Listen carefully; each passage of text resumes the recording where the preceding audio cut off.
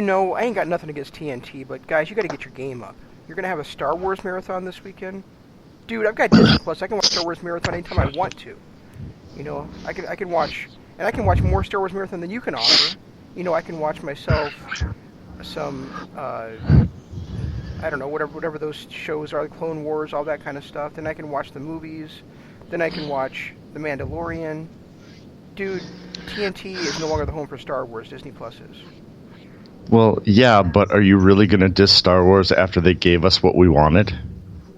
They finally gave us the picture-in-picture on every damn commercial break. No, I'm not going to diss Star Wars. I'm just saying it's a weird thing to advertise when Disney Plus is out there. Well, they got to do something to have. Ugh, I shouldn't have switched.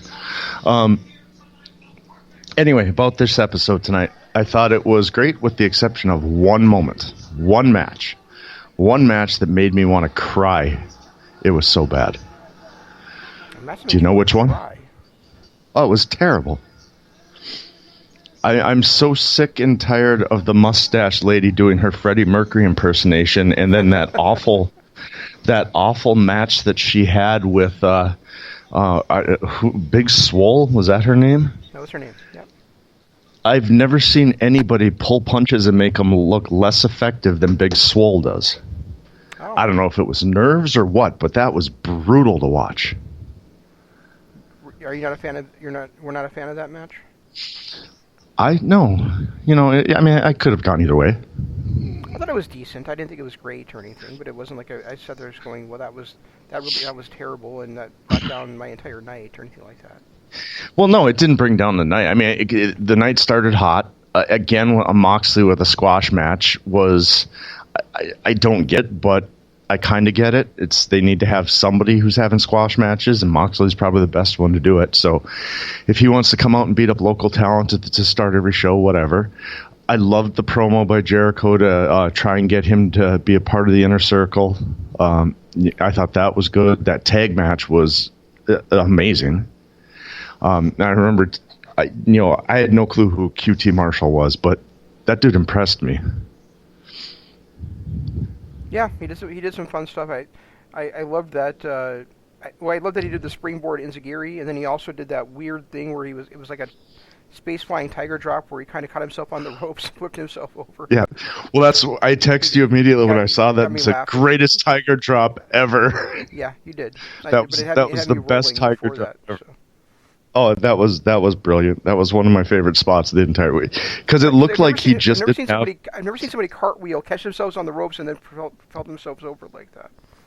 Well, I don't think he caught himself on the ropes. I think he just didn't have the athletic ability to get over the ropes. Like he doesn't have the spring in his step like an Osprey does, where he can jump up and over. Right. So he caught his foot on the rope, but caught his side on the rope when he was trying to go over, and kind of fell through it into one of the most remarkable tiger drops I've ever seen in my life. I'm not kidding you. That's going to go down as my favorite.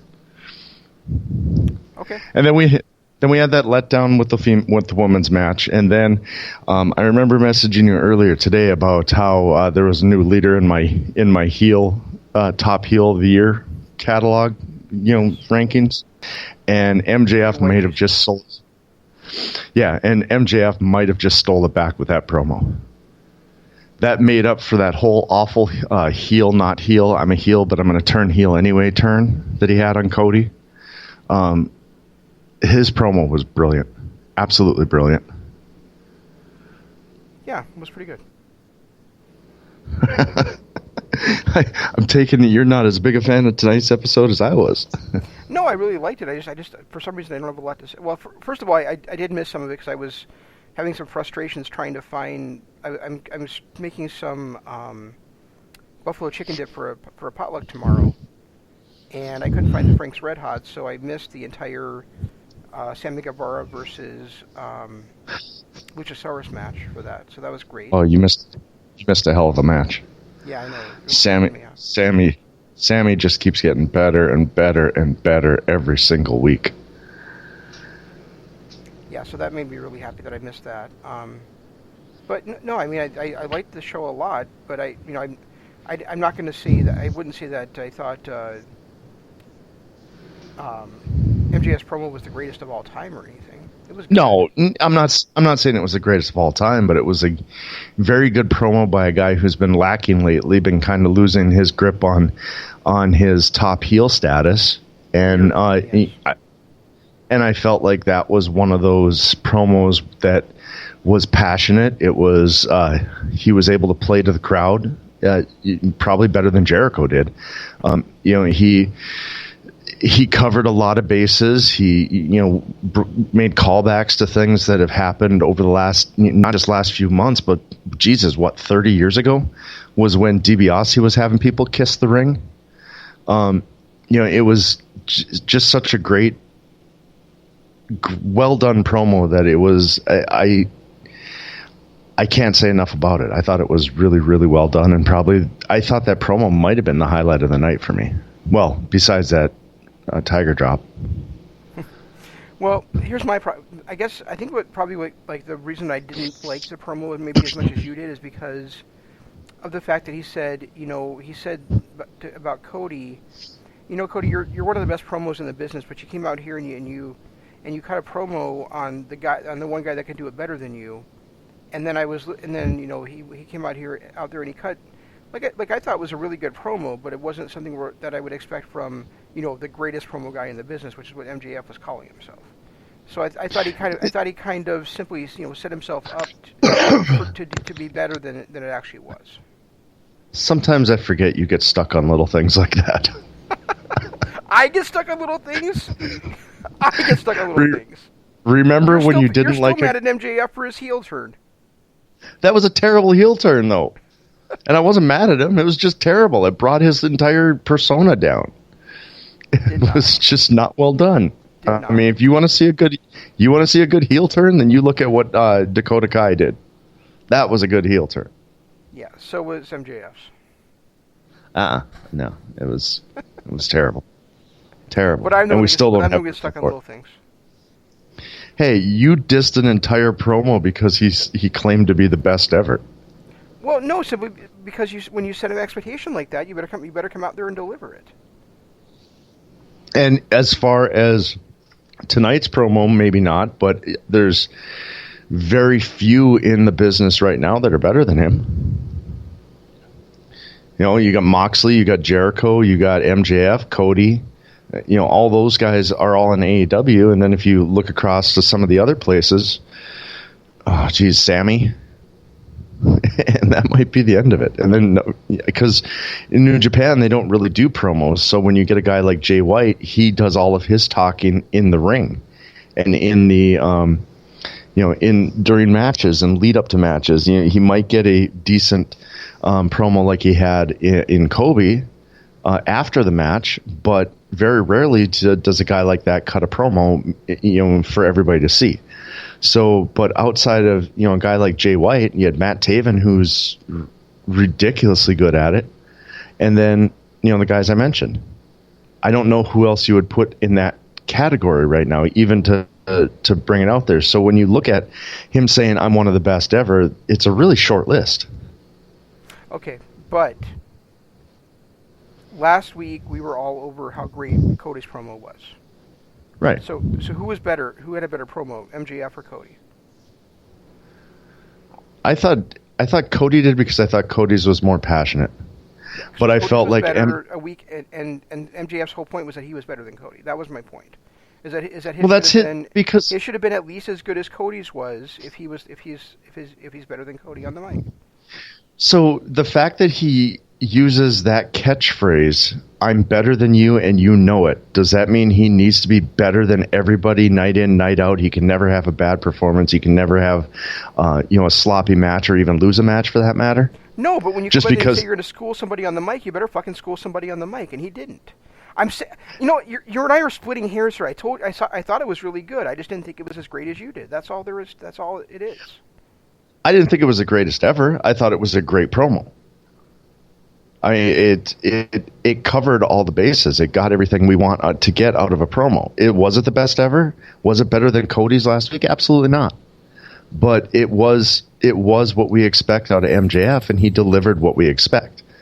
I don't think him saying that I'm going to cut a better promo than you set any kind of bar when you consider that 99.9% of promos are scripted. So you can't. I don't know. I'm not going to look at it and say, oh well, because he didn't cut a better promo than Cody, he lied to us and he's terrible. I never said he lied to us and it was terrible. I just said I can't consider it as great as you're considering it, just because he didn't clear his own bar that he set. That's all. It was still good. Okay. It just wasn't as great as you thought it was. That's all. We're allowed to have different opinions on things. You're allowed to. No, we are not. Okay. Fuck you. Fuck you. You are not allowed to differ from my opinion. You know better. And I like the fact that Excalibur is taking the lead on the commentary too. But can we? But as much as you were licking his ball sack last week, can we just get rid of JR? I'm okay with that. I thought he was. I don't need him. I don't need his. Listen to Tony in my podcast bullshit. I don't need his making jokes about Conrad. I don't need need him. What the hell else did he do today that really pissed me off? Saying that he screwed up another name, so he's waiting for them to blast him on Twitter. Oh, did he do that again this week? I didn't hear that. But, oh yeah, he does that every week. No, the thing that really ticked me off this week, and I know you're going to say it's another little thing that I'm getting hung up on, but no, it's JR. I agree with you 100% on JR. I wish he wasn't in the booth. I wish it was Excalibur. And what did Jericho call him? Shivini? Or what the hell do you call them? I don't know, but I was making a point and you interrupted me. Oh. Well, which is normal, because your points are not. I always hated I almost understand it in WWE when they say something like he's the greatest wrestler in all of the WWE. But tonight JR did that with AEW. He said like PNP is one of the greatest tag teams in all of AEW. Well, jackass, you know what? AEW isn't that fucking big. So that just drives it drives me fucking nuts. Does it annoy you when Rick Cabani says it about people in Ring of Honor, or when Impact says it about when Josh Matthews says it about their wrestlers? But they don't say in all of Impact Wrestling or in all of Ring of Honor. They say in Ring of Honor, or they say in the world, or they say in Impact Wrestling. They don't say in all of Impact Wrestling. Wow, is that splitting hairs? No, it's not. It's not, because when it is. It really is. When you say in all of, you're making it sound a lot more vast than it really is. I guess I never would have put that much onus. A WWE trait with him into AEW, and I think he needs to get rid of it. Well, considering he was there for 30 damn years, you kind of have to. He's not there anymore. That's the point. And considering that was he's basically the one who started doing that in the first place. That's his thing. No, he's not. That's not a WWE thing. It started with Vince McMahon. That's my point. It's a WWE thing because WWE has always thought it was the world of wrestling. AEW is not the world of wrestling, and they know that. And JR shouldn't be doing that kind of propaganda bullshit. I think that's just splitting hairs. I really do. It's not. You're blowing up about one word. All he said is in all of instead of just in. Yeah. It's not that big a deal. I don't see it personally. I don't see that as a big a deal or something that would ruin JR for me. I don't see it as him. Holding on to WWE traits any more than the Young Bucks are holding on to Ring of Honor traits with some of their movements and things they do. It's just who he is as an announcer, and he's going to carry that wherever he goes, whether it's AEW or Japan or wherever. And yeah, I guess he started doing that in WWE for whatever reason. A lot of people started doing things in WWE for whatever reason. They carry them on to wherever they go. No, my point is it's a WWE trait through and through, and JR's carrying it over to AEW. Not that he started it in WWE, and he's carrying it over into AEW. I guess, like I said, WWE has done for years, and it's not something AEW should do. I guess I don't see it as that big of a deal because I don't see it as necessarily an AEW or a WWE only trait just by saying in all of instead of saying just in. To me, that doesn't seem like that's much of a WWE trait as it is just reality, just what people say. It's not what people say, though. I mean, do you go and go, you know what? This is the best ketchup I have in all of my kitchen.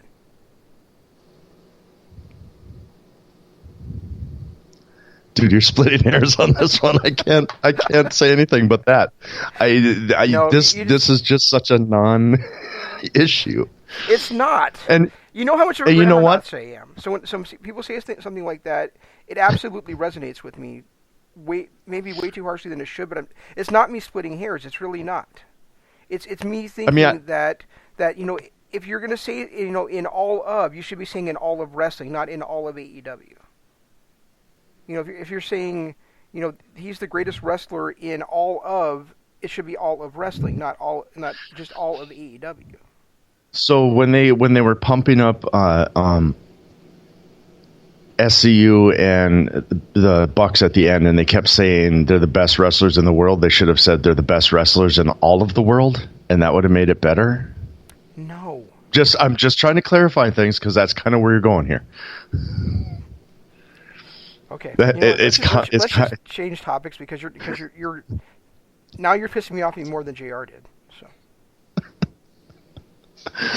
Oh, it hurts. This is why I don't sleep at night. Because you're worried about pissing me off? No, because now I'm going to be thinking about this all night long now. I'm going to try to... that's all I'm going to think about all night is the difference between those two words and how it makes such a big deal. That's all I'm going to do. And the thing with JR when he said... The thing with JR and when he said that he's going to get Twitter people jumping on him for saying the wrong name again, he called Penelope Ford the bad girl instead of super bad girl. Because Kip Sabean is going, instead of being the bad boy, he's going to be super bad. So we've got to have super bad Penelope Ford too. Yeah, I know. I mean, now to me, like if Tony Schiavone, or not even Tony Schiavone, but if Excalibur did that, then it'd be perfectly fine. But if JR does it, it's bullshit because JR doesn't know her as the bad girl like the other guys do. Well, and it wasn't anything. I don't know. I don't think that was as big a deal either. I just thought I'm just saying that if people get on him, I can understand it because it's not like he knew her as something else before that. Whereas I think much like did it, it's just like, it's like JR calling Jake Hager Jack Swagger a couple weeks ago. That didn't even like resonate with me. It didn't even bother me at all. Because that's what he's used to calling him. Right, but if Excalibur did it, then I'd be like, dude, you were never in WWE. Why are you calling him Swagger?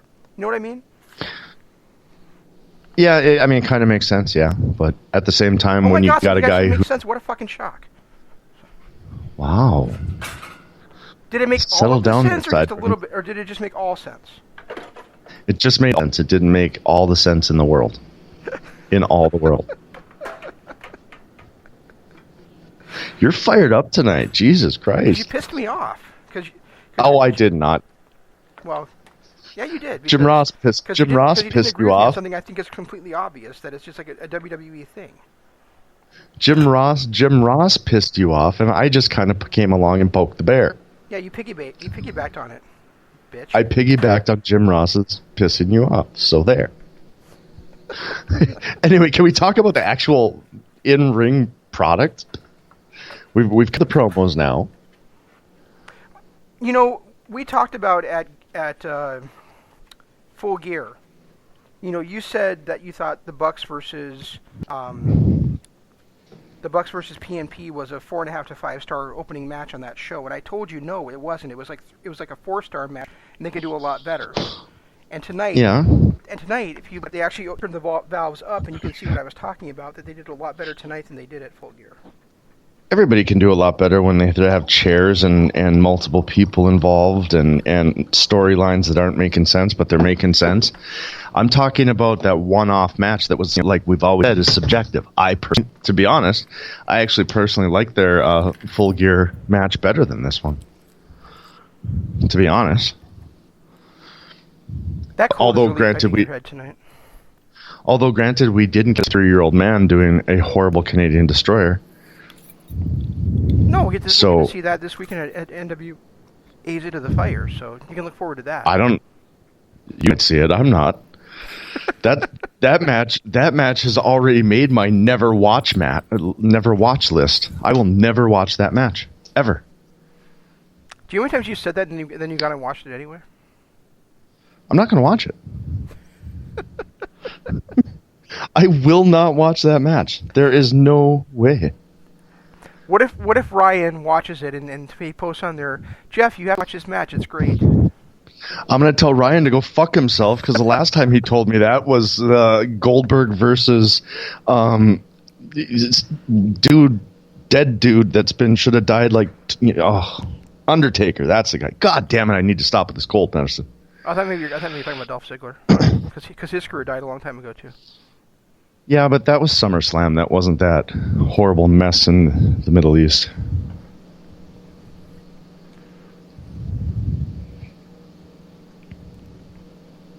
You know, I did like another thing I liked is that I thought that you talked about the squash at the beginning of the show, but the squash actually led into something pretty cool later on where we got more of the Dark Order stuff, and this time it was with the guy that got his ass kicked by Jon Moxley to start the show. Yeah, I noticed that. And I'm starting to really like the Dark Order stuff. I didn't know where it was going with that one guy getting tripped in the subway, but now after this promo, I'm starting to like it a little bit more. I really want to see them come out with just this ridiculous army of people now. Yeah, and maybe it'll be something as simple as their creepy guys that they came out with. We're now going to know who they are. We're going to be able to identify with them and all that kind of stuff. That's possible. Yeah, maybe that'll be their minions or whatever they were calling them, which would make sense. Yeah, definitely. I just want to know which one has been getting sat on by Evil Uno. Now that's a mission. I need to know. And I really like the way that Brandy's developing her character too. She's so good on the mic, and and the thing is that we never knew that in WWE. I mean, she was a ring announcer in WWE, but we never knew she could do the kind of things that she does on the mic in AEW. And she was great on some of the episodes of the Road 2 show. She's been great on Dark. She's been great on Dynamite. I really like her character, and I like how good she is and how intense she is on the mic. She's becoming one of my favorite mic performers, actually. Yeah, and they never really did give her the chance to talk. I did like her promo tonight when she was I can't remember who she was. Ivelisse? Was it Ivelisse?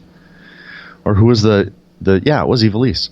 When she was talking about how dare you trash me when I've been married to him for 7 years and you're just a groupie. I thought that was a brilliant little line that she threw in there. I am still a little weird still trying to figure out why. What was her name from the Straight Edge Society? Bald chick? Is it Sophia or something? Yeah, but whoever that chick that is that came in from the crowd last week to get her head shaved, kind of reminded me of her tonight. Like the way she looked. Yeah, I didn't see it though when she had all that hair. Now that she doesn't have the hair, I kind of see it. Okay. Now she actually looks like whoever that was. So maybe it is the same person. I don't know. Could be. But now I want to know who the fat bald guy is. That's what I was just about to ask you if you have any idea who that guy is. I don't know, but I need to know now. I'm starting to get into this little whatever she's doing with the drinking of blood and cutting of hair and all that stuff. Yeah, me too. I really like it, and it's interesting, where they're going with Hangman Page too, because the crowd was chanting Cowboy. That's another thing that JR did that pissed me off was crowd chanting cowboy shit, and he's like, "Crowd wants some cowboy stuff." It's like, fuck you, JR. Well, considering the fact that during the Moxley Jericho promo, and then again later on in another match, they kept, or another promo that was being cut when MJF was out there, they kept blanking out the crowd. I kind of get. I'm not as upset with him not saying cowboy shit as I would have been if they would have left in all that whatever the crowd was saying. I don't know what the hell that was all about, but it was starting to annoy me to the point where I was about to get on here, and the first thing out of my mouth was going to be, if you're in a live fucking TV audience when they're filming live for a TV show, stop fucking swearing, because I'm getting sick and tired of the jumpy dialogue on the promos. Is that what was going on? Because I wasn't sure. I wasn't sure why they were blanking stuff out, if the sound was failing or what was going on. So no, it was. I mean, it wasn't obvious in the very first promo until Jericho said, "Watch your mouth," when he told the crowd to watch their mouths. But that's. I mean, that. Then I was like, oh, okay, so they are really bleeping out whatever the crowd is saying.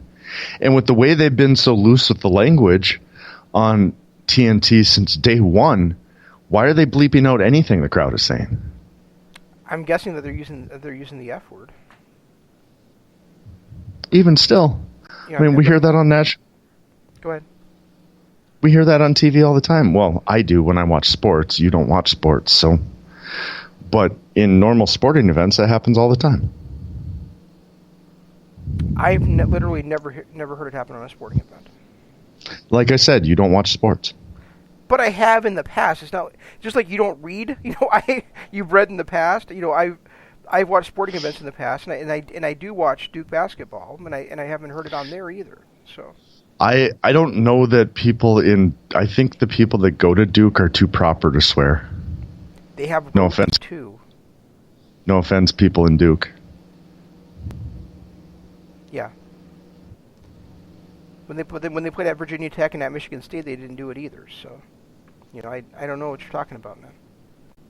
It's not an everyday down thing. It's not the whole crowd chanting it. It's just you just got to seeing it once. You just got to see it happens at sporting events all the time. All the time. It does, but not. It's oh my god! You were splitting hairs tonight on everything. Jesus.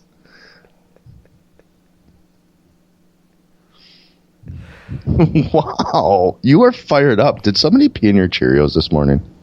No. Somebody's going to tomorrow. You keep this shit up. Good. I could use some flavor on those dry tasteless things. Right. Yeah, and maybe I'll shit in your Lucky Charms for you. That's all right. You wouldn't be the first. Yeah. So I mean, I think things like damn and shit or things like that are fine, but I think if the crowd is saying fuck, they're gonna bleep it out. It's probably what's happening. That's possible. I guess I don't know, but it's like they were probably saying like "fuck you" to MJF, and then they decided to bleep it out. Yeah, but who were they saying "fuck you" to in the first promo with Jericho and Moxley? I don't, you know, I don't remember that happening in that promo. I'm not saying it didn't, because obviously, you know, that you're saying that's where Jericho told the crowd to stop swearing, but I totally missed it in that promo.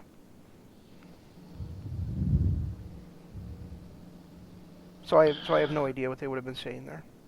Maybe they were just saying shut the fuck up. You know. Yeah, but to who? Jericho. I mean, why would they be saying it to Jericho when he wasn't even in the ring? But when it started happening, but he wasn't even in the ring when it first started happening. Moxley was standing in the center of the ring when it first started happening. Oh, okay. But you didn't catch. Yeah, you didn't catch it, so it's not that big. Bullshit, because it was such a quick match. I have no idea. Like I said, I didn't hear it. But and yeah, whatever. Regardless, I mean, I can't get on JR. My whole point was I can't get on JR for twisting the word when they were bleeping it out. Well, then he just shouldn't say anything about it at all. You know, he didn't need to call attention to it. You know, if the point is that they're going to blank out the swearing when the crowd's swearing, maybe you shouldn't call attention to what they're saying. If you're not going to. Well, they didn't bleep. Yeah, I get your point.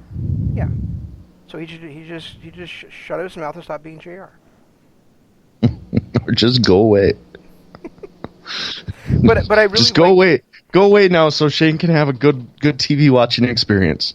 But it's interesting that Page, you know, stole the victory from Omega, and then they had a little bit of a, they'll may kind of give him that weird look at the end of the match. So, I wonder if they're building to an Omega versus Hangman program, or if they're building to a triple threat between him, Hangman Page, Omega, and Pac, because Pac was also saying he wants to rematch against Omega, and of course Pac and Hangman have had their problems as well. That was kind of a weird little thing too. It's like he got that little glance where he was like surprised, and then he was just like, "Oh, all right, whatever, we got the win." It just, I don't know if it really sells me on a program between them yet. But he kind of kept giving them like weird eyes while they had their arms raised and everything too. So I think he was kind of wary of him, or like wondering like, what's going on with you, dude. Oh, maybe I didn't catch that part. We're too busy focusing on a new aggressive part of Hangman, which, yeah, whatever. He's never been aggressive before, ever. No, never. Yeah, that's not his thing. Never has been. No, he thrives by being laid back and like Orange Cassidy. God, that was one of the things. He thrives like Orange Cowboy shit. Right. Oh my God, what is wrong with us? So, otherwise, I don't have much. I thought the match, the final match was, you got to go back and watch the Guevara Luchasaurus match. He is so good. He's getting better every single time he's in the ring, and he's literally in the ring every night now. I mean, he's one of the go-to guys every single week to put on a match. But he did.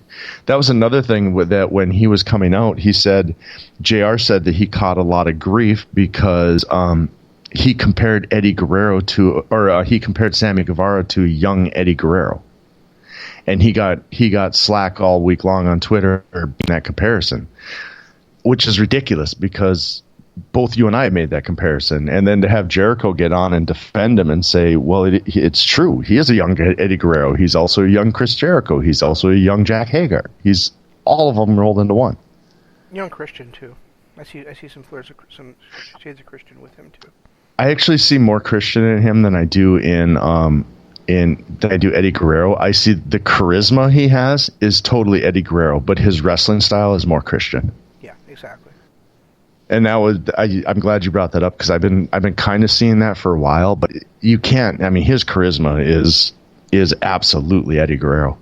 I can't think of another comparison. I can't think of another person that I've ever seen come into wrestling that has that much charisma and be that flamboyant and be able to be that great as a heel. So Guerrero is almost a perfect comparison. Yeah. The other thing that happening around, actually I think this is more like the main event, but Hager was involved in both, so I'm just going to bring this up here, is that I really like the slow burn between Hager and Dustin Rhodes too. Where every 2 weeks or so, they get in each other's faces and they're having a bit of a brawl. So I'm looking forward to them actually hooking it up at some point. But I like the way that they're keeping it kind of on the back burner right now, in a way. Yeah. Yeah, I do too. And I like the fact that Dustin did come out with the whole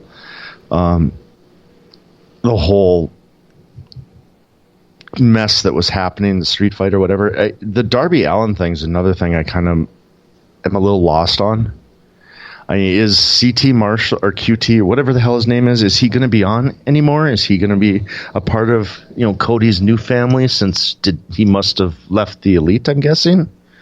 Because he doesn't have any friends in AEW? I have no idea what's going on with that. I mean, QT Marshall, we actually have seen QT Marshall in a couple of matches before this one. Have we? I must have missed him, yeah. Yeah, he must have just slipped your mind. And then he was also, like I mentioned to you when we were texting, he was also, I think his name is Mike, and he was also like a backstage presence. Yeah, I Googled him. For starting up on the Road 2 shows, kind of as an executive in the back with Cody. I Googled him. I think in real life, he and Cody are really good friends. It's like Mike Cirillo or something like that. And I guess he had a run in Ring of Honor at some point too.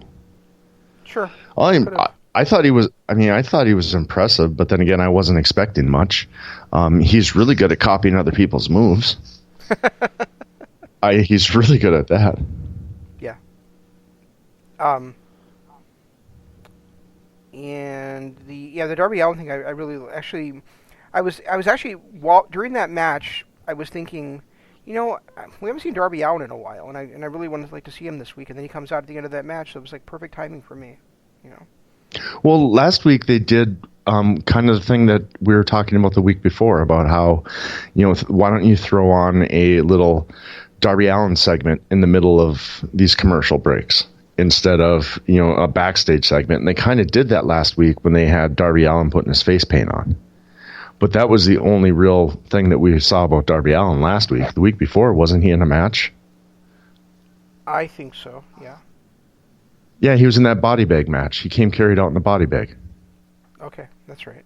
So it was the one against Moxley 2 weeks ago. Okay, yeah, that's true.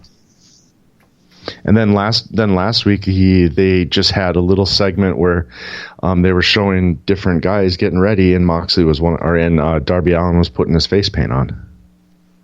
So, I mean, there was that, but otherwise, yeah, we haven't really seen him. So it was nice to have him come out and make a little appearance. I found out that he was homeless before he got signed by AEW. I didn't realize that. Oh. He was literally living out of his car. Well, no, I knew he was for a while, but I didn't realize it was like right before he signed with AEW, because he was also wrestling for Evolve for a while before AEW too. Well, yeah, and I can't imagine him and his wife sharing the car. His wife's that really hot chick from MLW, Priscilla King or something. I mean, there's you could have the. The back seat could be one bedroom, the front seat could be another bedroom, and then the trunk could be the bathroom. You could make it work. Well, no, you can't. I've tried. You have? It doesn't work. Well, but you're the size of both of those two combined. That's why it wouldn't work for you.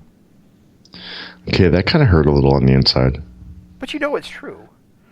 Yeah, but it still kind of hurt. I mean, those two are not very big in stature. No, they're really not. That's why I joked that his wife is actually bigger than he is. And she is. She really, truly is. Where was it? Anyway, the main event. The only thing that bugged me about the main event was the fact that they got jumped from behind and didn't start the match forever. And then Excalibur actually said, well, they're not going to start the match till they get in the ring. It's like, bitch, this is a street fight. They can start it wherever they want. And then they started the match. But that was one of those little moments where I was like, all right, someone's not paying attention. You know what? You know how there's so many of those of the false finishes and they never get you? Right. I really got caught in this match with a false finish, because I was like, wow, they're looking to end this match this quickly when Nick hit the Swanton off the top of the staging area onto the table. I thought for sure that was going to end the match. They were going to brawl the rest of the show, Because you don't expect a somersault senton from the top of staging, staging or whatever you want to call that, through a table is not going to end the match. One thing I did. Yeah, and I agree. But one thing that I did notice too, and it was part of me was thinking it was him going back to his PWG roots, was when Excalibur called it the Indie Taker. Yep. But technically it was the Indie Taker, because the Meltzer driver has that flip. Right. And the Indie Taker didn't have the flip. So technically, and it was bugging me that he was calling it the Indie Taker. But then after I thought about it for a second, I'm like, well, technically it was the Indie Taker. It wasn't the Meltzer driver. Yeah, it was the Indie Taker. Absolutely. So it didn't bother me after that, but. So that little thing bothered you, huh? Kind of. Aren't you splitting hairs, Jeff? No.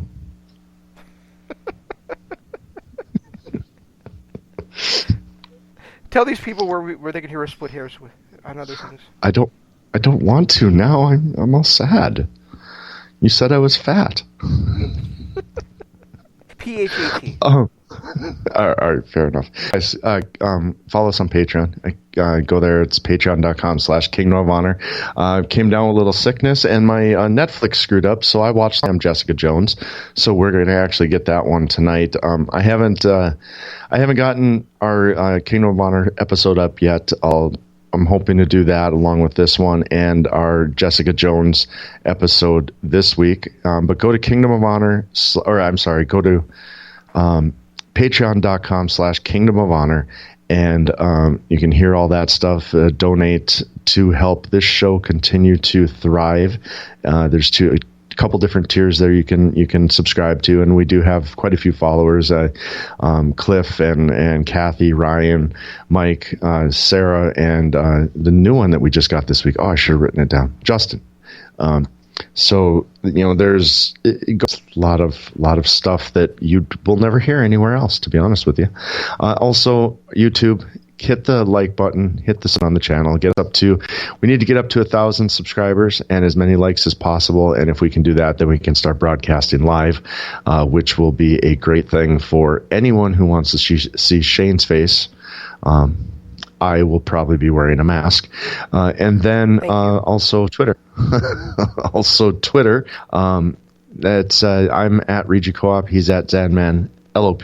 Best way to find us, hashtag DAD for Dynamite After Dark, hashtag KOH for Kingdom of Honor. And make sure you stay tuned to all the LOP radio shows. Tomorrow is IMS LOP Radio Adventure. On Friday, you have The Right Side of the Pond.